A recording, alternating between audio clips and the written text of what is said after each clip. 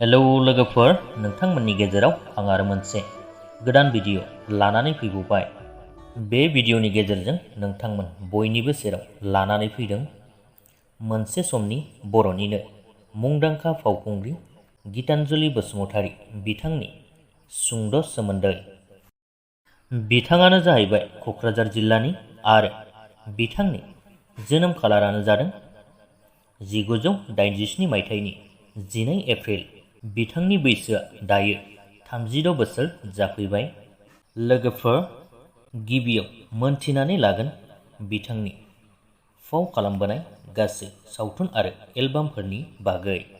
गिबियाव बिथाङा फाव खालामदोंमोन 9 थाखोआव फरायफुबाय थानाय समावनो मोनसे आबुं बर' सावथुन, नाथाय बे सावथुना मामोन बेखौ मोनथिनाय जायासै।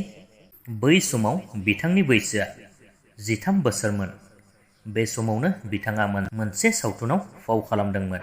बेनि उनावसो बिथाङा अननायनि दौलें मुंनि सावथुनाव फाव खालामो आरो बिदिनो फारियै बिथाङा जेथो, फाथैलाय बिसिनाय, बिखुमजो नम्बर 1 बेफोरबायदि सावथुनफोराव फारियै फाव खालामबोयो।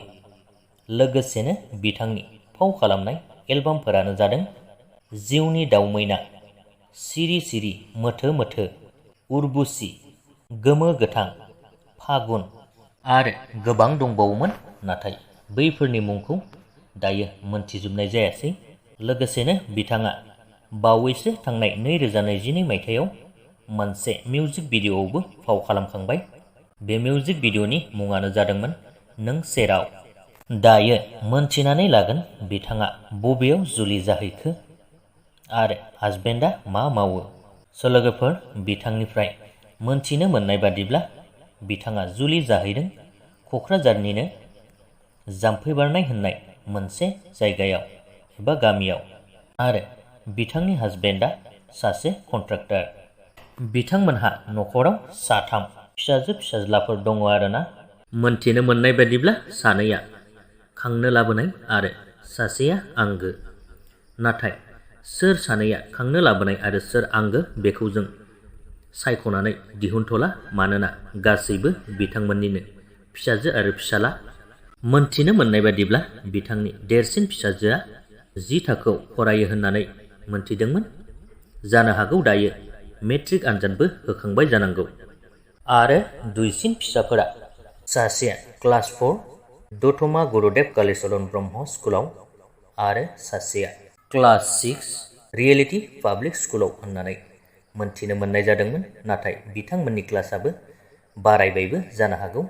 बिथांमोननि सासे फिसाज्लानि मुंखौ एसराज ब्रह्म होननानै मोनथिनो मोननाय जादों आरो गुबुन सानैनिखौ मोनथिथ'नाय जायासै।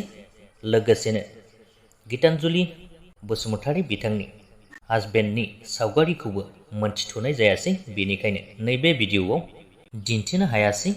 उनफोराव बिथांमोननि आरो आबुङै आपडेट मोनोब्ला फिन खेबसे नोंथांमोननो फोरमायनानै होफिनगोन। दायो बिथांमोननि सोमोन्दै जाखिनि बुथुमनानै मोनदोंमोन बेखौ फोरमायनानै होबाय। बेजों लोगोसेनो बिथांमोननि सोमोन्दैनि भिडिअआबो बेखिनियानोसै। भिडिअखौ नायनानै मोजां मोनदोंब्ला लाइक खालामदो, लोगोसेनो चेनेलखौबो साबस्क्राइब खालामनानै लादो।